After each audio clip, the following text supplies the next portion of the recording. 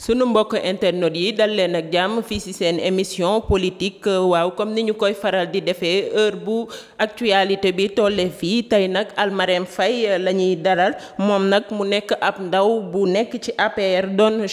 chargé de communication bu kuréel bu ñuy tuddee action républicaine ana lan mooy solos bànqaas boobu dinañu wax tamit ci actualité ak Abdoulaye Daouda Diallo mi nangoo topp ci ndigalu li président Macky Sall daal di décidé. fi mu nekk nii nag dafa mel ne waa APR ñoo nar a yàq lii di candidature Amadou Ba ak ay position yu waroo loolu la ñu nar a waxtaanee.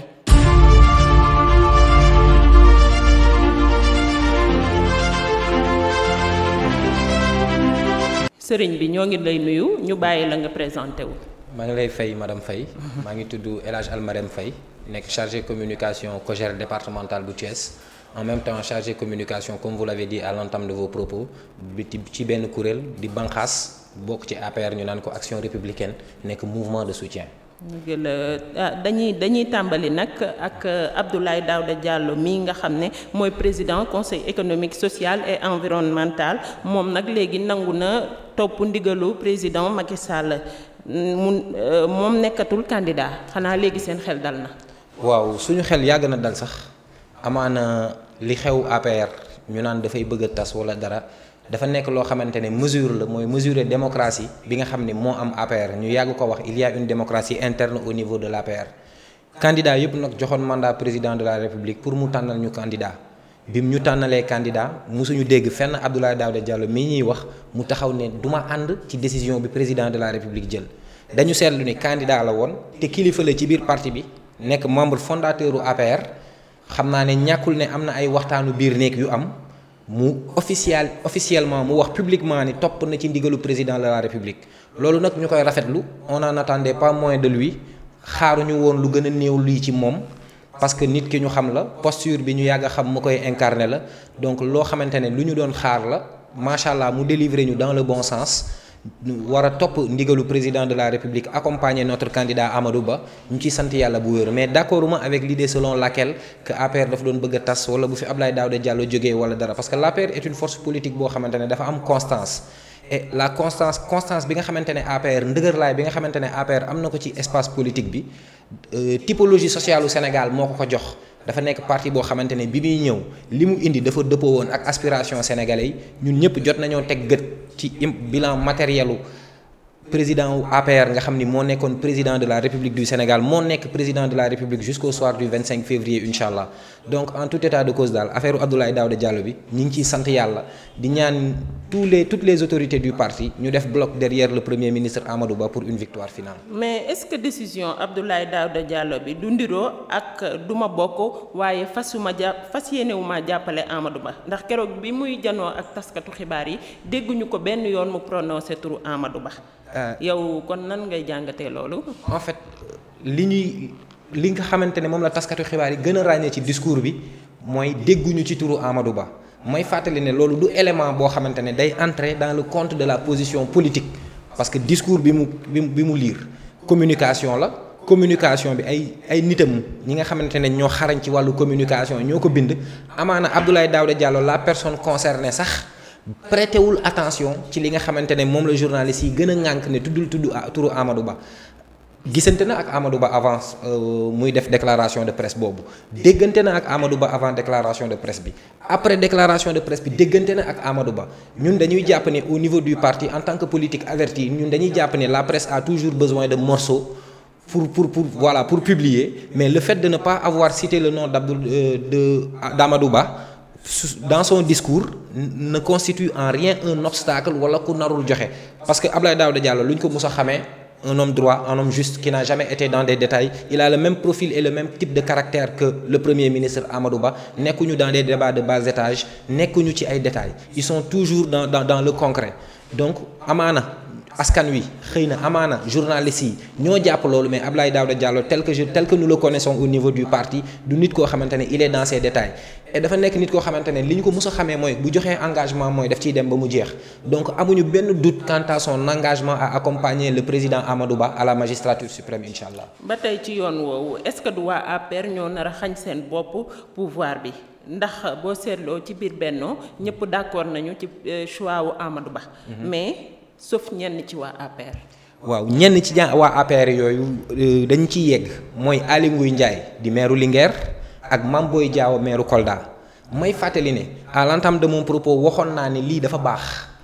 léegi leer na ñëpp ne ku d'accordul ci lu président de la République wax am nga ay voies et recours yoo ko jooyee wala noo demalee sa bopp. toujours est-il que la APR day gën a des di am doole xam nga lu tax APR di gën a des di am doole boo jëlee population électorale commune Linguère nga boole ko ak population électorale commune Kolda boo leen boole ils ne font pas 0,05% de la carte électorale nationale. donc ba pare may fàttali ne nag ci wàllu ruguju politique Mame Boye Diao on va jouer à la politique avec lui parce que Kolda dañuy fàttali ne à la dernière élection il avait gagné la commune mais pas le département. Abdoulaye Bibi Baldé, ancien directeur de la Poste, reste toujours dans les rangs. Nous sommes tous au parfum de la nouvelle nomination de Doura. Les gens vont se battre politiquement à Kolda. Du yomb foofu. De même qu'à Linguère, il y a les Mame Bouna Massal du Parti socialiste et autres. Donc autant corpus électoral bi ñu yore wala bi ñu yaakaar ba tax ñu ne dañuy dem présidentiel nekkul loo xamante ne mën na gàllankoor APR.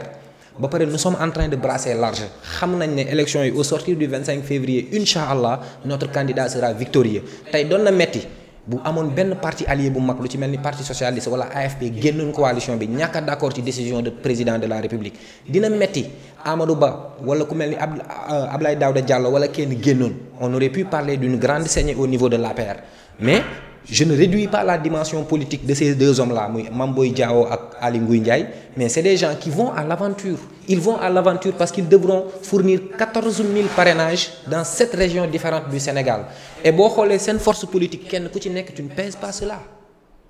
est-ce que ni nga jàppee loolu yombee na noonu Aly Ngouille Ndiaye moom nga cité léegi ak Mame Boye Diao ñoom bokkatuñu génne nañ dem nañ seen yoonu bopp. Boun Dionne kenn déggagu ko. Serigne Gueye Diop moom samp na ndëndam. est-ce que loolu mënu leen a yàqal vraiment en 2024. non mënuñu yàqal parce que la force bi des la force bi fi nekk moo ëpp doole li génn foofu laay wax xam nga dañuy jël passif bi ak actif bi ñu mettre sur la balance ñan ñoo fi nekk ñan ñoo takk seen ndigg taxaw pour liggéey ñan ñoo taxaw pour accompagner le plan Sénégal émergent ba 2029 et au-delà parce que tout est question de processus ñu xool ñan ñoo ne dañuy génn ci mbir mi donte am na lu ñu jot a def ci liggéey bi bu ñu peser le pour et le contre au niveau de l'APR y a pas de quoi s'alarmer y a pas de quoi avoir peur ñun dañoo gëm ni ñi nga xamante ne ñoo nekk di génn nii ils vont à l'aventure ils vont à l'échec ils vont droit au mur parce que élection surtout présidentielle c'est le rendez-vous d'un homme avec son peuple élection présidentielle du élection législative du élection municipale wala locale c'est une élection exceptionnelle nit la ak askanam may fàttali ne il y a au moins ci fichier électoral bi 7 millions d'électeurs yi il y a au moins 3 millions à 3 millions 500 de sénégalais yoo xamante ne bokkuñu ci benn parti politique jënduñu carte benn parti politique mais xam nga lan la ñuy xool profilu sénégalais bi nga xamante ne mën na dal seen xel profilu sénégalais bi nga xamante ne ñun ci cosaanoo nañ ko Sénégal nit da lay inspirer confiance da ngay gis nit mu dal sa xel da ngay gis nit mu neex la te yàlla rek tax dafa am cette masse électorale là elle est extrêmement importante. Et Amadou Ba comme ni ñu ko yàgg di waxee il a le profil adéquat au-delà des autres capacités yi nga xamante ne station présidentielle moom la exiger donc à ce titre là amuñu lu ñuy ragal amuñu lu ñuy tiit xam nga ñun la ñu yàkkamti sénégalais yàgg nañ fi taxaw naan élection du am ñii naan élection dañ koy reporter ñii naan lii xam nga ñun la ñu yàkkamti kon nay en campagne électorale ñu yegg incha allah à la journée du 25 février 2024. kon nag baax na bokkoon ngeen ci ñi doon conseiller Macky Sall pour mu tànn Amadou Ba. exactement waaye ba mu ko defee ba léegi coow li bari na. est-ce que réellement jàpp ngeen ni PM moom mooy meilleur choix bi. PM moom mooy meilleur choix bu doon amul coow mënoon na susciter de la peur wala mu susciter des interrogations wala même de la méfiance mais bu pund bi wëree coow li bari rek ça veut dire que il y a de la matière à discuter li tax ñu yàgg a gëm ni Amadou Ba mooy l'homme de la situation. mooy fii tout est histoire bi ñu ñëwee en 2012 avec le plan Sénégal émergent déjà c'est un artisan du plan Sénégal émergent ñu jóge foofu au niveau du ministère des Finances il a réussi à lever des fonds pour la réalisation des premiers projets du Sénégal émergent premiers projets yooyu nag dañu important parce que c'était dégager des voies de communication équité territoriale ak désenclavement à travers le PUDC le relèvement des parcs de la Sénélec ñu amaat ay parcs yu bees nga xam ne léegi pare nañ ci xuy xamaj bu dul jeex donc mu nekk artisan bu fondamental ci plan Sénégal émergent ñu jóge foofu mu dem affaires étrangères def fa li mu fay def au-delà du fait d'être un commis de l'État dafa am un sens aigu de ce qu'est la République et loolu c'est extrêmement important nga xam lan mooy République nga mën a dissocier la société la République ton statut de président ñu gëm ni mën na tëddee njaaxaanaay ñu gëm ni mën na réconcilier sénégalais yi parce que nag waxtaan ju ne wax dëgg ca la dañoo nekk ci période politique boo xamante ne cassure politico-sociale dafa nekk di am ñuy gis lu ñu mësul gis ay frères et sœurs sax dañuy jote tongoo ndax homme politique donc il nous faut réconcilier les sénégalais il faut rassembler les sénégalais et dañu gëm ni Amadou Ba au-delà de son parcours professionnel il a ces capacités là il a l'étoffe il a les épaules il a le caractère républicain il a le sens de l'État. waaw ku mënul a jubóore waa APR mën naa jubóore sénégalais. gis nga parti communiste bi muy am doole jamonoy révolution russe ak Vladimir Ilyich Ulyanov ñu gën ko xam ci Lénine dafa amoon ay dissensions ak ay tensions unanimité fu mu am defal attention jëlal parti yi nga xamante ne unanimité moo fa am Sénégal parce que il y a des partis de l'opposition au Sénégal qui ont un leader unanimité moo fa am lu comité bu mu tegul du dox lu mu waxul du am c'est différent de l'APR les gens sont libres d'expression ku ci nekk position bi nga adopté mën nga ko dem mën nga ko joxe mais Amadou Ba exactement c'est cette capacité qu'il a à remobiliser les gens autour de l'essentiel en fait tey APR dafay doog a toll fii ci tànneef mais boobu ba léegi qu'est-ce que les gens prédisaient ils prédisaient une conférence de presse de Abdoulaye Daouda Diallo la situation s'est réglée je lance un nouveau défi je suis sûr qu'il est en discussion parce que Amadou Ba c'est quelqu'un de très ouvert qui discute avec tout le monde parce qu'il est capable d'être au-dessus de la mêlée au-delà des clivages ñun dañoo gëm ni c'est la seule personne après le président Macky Sall à pouvoir rassembler l'APR et xëy na présidentielle lañ jëm instant bi ci jamonoy enchère la ñu nekk ku ci nekk da ngay xëcc jëmale sa bopp mais au finish l'essentiel de la force de l'APR sera réuni autour de sa personne. ñu wax ci leneen ak Macky président de la République démb sénégalais yi dañ ko teeru ci Amérique ak ay yuuxoo ana nan nga jàngatee loolu. en fait il y a deux versions parce que man dama gis bu ko sénégalais yi teeru ak way ak foo ak tëgg avec des drapeaux mu jóge aéroport dem en un lieu donné ay sénégalais génnee ay brassards yu rouge xam nga loolu c'est de l'expression ces sénégalais qui sont allés manifester devant l'hôtel du président de la République ils sont dans leur bon droit dañoo jàpp ne am na lu leen naqari ci réew mi ci li ñu jàpp selon position bi ñu nekkee ak niveau d'information bi ñu toll ñu manifester seen mécontentement amul président de la République ci àdduna bi dans les plus grandes démocraties du monde Emmanuel Macron avant lui François Mitterrand ak keneen président yàgg na dem fenn gis ay citoyens di manifester leur mécontentement par rapport à une situation politique ou sociale donnée ci occasion yooyu donc c'est un fait tout à fait banal parce que dafay am chaque jour concernant un autre président quand c'est le président Macky Sall parce que unanimité amul fenn tous les Sénégalais ne peuvent pas être d'accord avec le président Macky Sall on peut tomber d'accord sur le bilan matériel du président mais am na sénégalais yoo xamante ne dafa am fu ñuy taxawee par rapport au bilan du président de la République am na ñoo xam ne dañ naan la tali yi amaluñu njëriñ am ñu ne ñu jàpp ne pont yi amalu leen njëriñ ñooñu bu leen neexee ñu exprimer seen insatisfaction vis-à-vis du mode de gestion du président toujours est-il que ba dernière élection bi ñu mujjee parce que élection mooy baromètre bi ñuy nattee popularité nit ak doole nit ba dernière élection bi ñu mujjee président Macky Sall moom la sénégalais yi wóolu moom lañ gëm moom lañ jox confiance et ce ne sont pas dama koy wax chaque jour les marches les manifestations et autres qui déterminent l'aura d'un homme politique. mais image yi ñu gis démb moom xeex yaag dóor Coura Macky sax ñu ngi koy wane ñu ngi koy dóor foofu yooyu image yi ngay wax naan dañ koo teeru di fecc di way ñun man de gisuma ko. vous n'avez pas vu mais sincèrement j'ai vu une vidéo de l'accueil du président Macky Sall léegi Coura Macky expression de mécontentement lu ci dóor nit di wut bañ ciy dóor Coura Macky bañ ciy dóor beneen individu temps yële il y a une vidéo qui circulait par rapport au consul du Sénégal je sais plus dans quelle capitale ñu koj ko di ko dóor est-ce que c'est de la politique c'est à vous de poser les questions mais ci ban genre société lañ nekk. yéen a ko njëkkee de. dans quel sens jàppoo leen ne yéen a ko njëkkee. dans quel sens non. koo leen jàpp ne mën naa gagner seen candidat ngeen jàpp ko tëj. non Khalifa Sall la woon Karim ba tey Sonko. absolument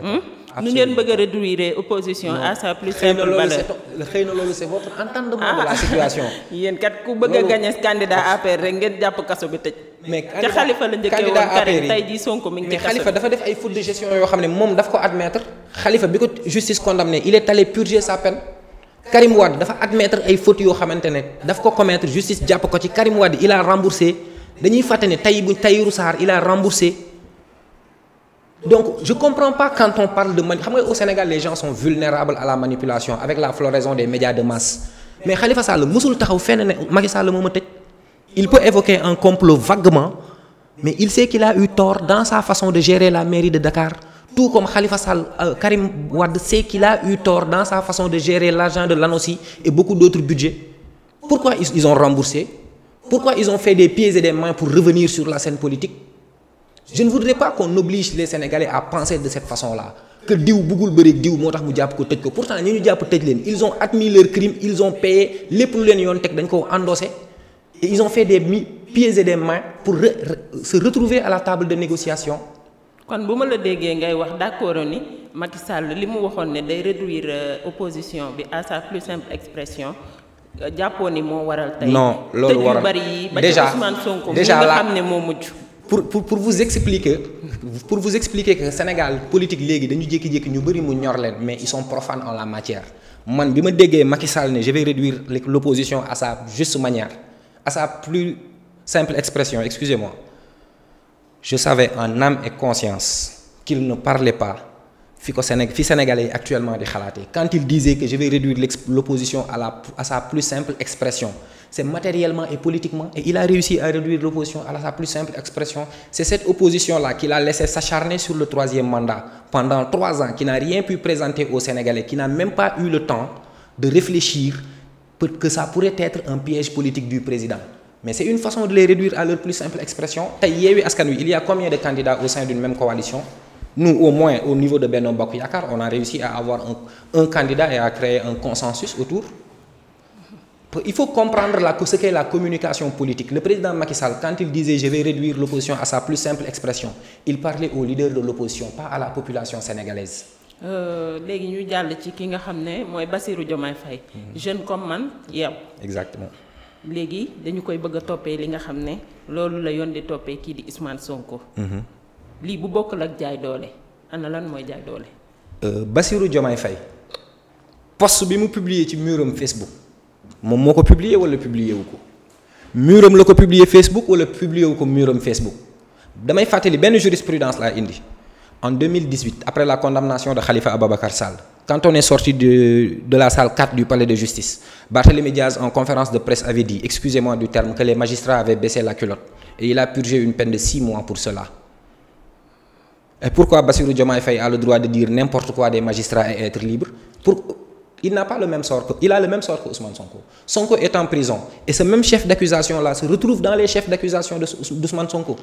mais Sonko bi ñu koy arrêté Bassirou fekk na moom arrêté nañ ko bu yàgg. je sais xam nga foofu lan mooy ñëw la subtilité juridique xam nga mooy lan Ousmane Sonko la justice avait jugé nécessaire que jotul woon ñu jàpp ko Bassirou Diomaye Faye la justice dafa jugé woon nécessaire ñu jàpp ko en flagrant délit parce que kële na le il a déjà des dossiers pendants en justice.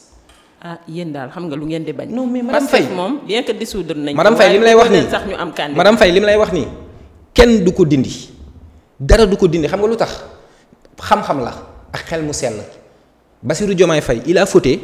bi muy fauté situation yi mu nekkoon la justice était obligée de dem jëli ko en flagrant délit c'est pas le cas ak Ousmane Sonko bi nga xamante ne dafa nekkoon sous le régime du contumace c'est pas la même chose donc il s'agit pas d'éliminer un candidat gis nga ce que je dis toujours garab gu nar a jur ker law bi du ko gis ba koy yett quand on dit qu'on est un homme politique qu'on a une certaine stature qu'on a une certaine carrure wala am na lu ñu yéene suñu askan on ne doit pas adopter certaines positions xam nga politique amul benn système politique bu mës a nekk dans la radicalité xam nga politique lan la carotte et le bâton il faut savoir négocier quand il faut et se battre quand il faut mais encore une chose que je voudrais préciser à l'endroit des Sénégalais dañu gis une génération bu bees de politique de jeunes comme ñun yoo xamante ne da ngay nekk dans ton bureau climatisé pendant 20 ans mu soof la rek nga ne naa wàcc ci terrain politique bi ça se passe pas comme ça lii lay indi des jeunes qui font d'énormes bourdes yoo xam ne ay xale yu ndaw a ngi fi di def politique depuis 10 ans mosuñu ko def il faut apprendre à écouter il faut apprendre à créer des cadres et puis waxukaay public yi lu ci mel ni médias sociaux yu bees yi dafa bëri donc nit looy wax wala looy bind ci say mur wala ci say poste da nga koy seetaat damay fàttali benn wax du samay wax Ousmane Sonko moo ko waxoon dans son lit d'hôpital sous ma assistance lan la waxoon moytu leen di bind ci seen mur Facebook yi loo xamante ne day yombal policiers yi seen liggéey pour ñu ñëw jàpp leen donc intrinsèquement il sait que les policiers sont dans leur bon droit. ñu ñëw ci suñu question bu mujj. mars 2021 Macky dafa waxoon ne enquête dina am pour ñu situer les responsabilités juin 2023. amaan nañu 40 morts. fan la enquête boobu toll est-ce que dañuy bàyyi sénégalais yi di ñàkk seen bakkan nii rek te du mujj fenn. non du ñu bàyyi sénégalais yi di ñàkk seen bakkan te du mujj fenn et loolu dama jàpp ne ñi nga xamante ne xam nañ comment fonctionne la justice et le droit ñi ngi ciy teg gët muy leer les responsabilités ont commencé à être situées parce que xam nga lu tax mars 2021 ak 2023 xale yi génn. dañ ne leen jóg leen bu ngeen demee seen kër yi dajji ko ngeen fekk fa ay milliards waxuñu leen ngeen dem fëgg wala ngeen dem ubbi de dañ ne leen bu ngeen demee dajji seen kër yi fekk fa ay milliards. Qu'est-ce qu'on a constaté? Des jeunes sont descendus dans les maisons des gens pour les brûler pour brûler des voitures dajji ay kër jàmbur xamuñu ay xale nga fa xamuñu ay jigéen nga fa seen yoon nekku fi. lu ko indi nit moo fi taxaw daan ne on va le déloger du palais on va le traîner dehors comme Samuel Doe. Madame Faye, vous savez très bien le sort qui a été réservé à Samuel Doe et vous ne voulez pas de cela au Sénégal. Le principal responsable de tout ça mooy Ousmane Sonko ak ñëpp ñi ñu jàpp parce que tey les gens parlent de détenus politiques mais c'est une farce de parler de détenus politiques nit ku yor cocktail molotov sànni ko nit ku jël mool touche ko policier nit ku def ñu jàpp on ne parle de mais détenus politiques. nervi yi nag mais bu ngeen jàppee nervi yi jàppoon di dóor ñi nga xam ne c'est des citoyens lambda. non man je sais pas. te ñooñu bokkuñu ci police bi ànd ak police bi nekk ci seen biir. faites très attention à cela. Il nous arrive de travailler avec les services de sécurité et il arrive nga gis ci service de sécurité nga dugg ci benn camp je te parle du camp par exemple Michel Legrand Thiès wala camp Gémi nga fekk fa policier yoo xam ne bu ñu la nee kii policier la da nga naan non kii mbër la. Il faut faire très attention à ce débat là xam nga gars yi ñu ngi doon wax naan ku ci gis nervi boo xàmmee génnee ko nous savons la capacité qu'a l'opposition est-ce que génneel nañ la fi nervi ne la kii nervi la. Il faut faire très attention à ce débat ki ñu doon wax mu yoroon fetal bi ak t-shirt bu rouge bi finalement fan la ñu mujjee c'est un agent de la police les services de renseignement ont une nomenclature organisationnelle di nga daje ku yor termusu café Touba ci mbedd bi nga ne ko jaay ma café mu jaay la café nga avancé amaana du jaaykatu café donc ce débat là il faut faire très attention parce que boobu ba léegi l'opposition n'est pas parvenue à identifier un seul de tous les nervis dont on parle je crois que le débat politique au Sénégal commence à manquer de sérieux dañu commencer léegi pour des objectifs politiques dañuy jox jeunes yi les informations yi nga xamante ne noonu lañ bëgg ñu xalaatee en faisant une rétention d'informations pour continuer à attiser leur frustration il faut éviter cela c'est très dangereux. waaye nag jot nañu leeral parce que ñii ñàkk seen bakkan metti na. waaw xam nga ñii ñàkk seen bakkan ñun dañu yàgg ci manifestation il y a une photo illustrative du 23 juin ñuy wane ku sol sous-vêtement bu weex jàpp ci grille assemblée. Je le salue au passage il s'appelle Abdoulaye Diouf il est de Thiès on était ensemble à la faculté des lettres man maa taxaw ci suufam sol jaag bu marron bi Mamadou Diop il est mort sous nos yeux on était ensemble à la faculté des lettres on a la culture des manifestations mais lii di am Sénégal ces derniers temps ce ne sont pas des manifestations je suis désolé mais ce ne sont pas des manifestations politiques manifestation boo xamante ne ñii dañuy manifester ñii di raas déem boutique boo romb dugg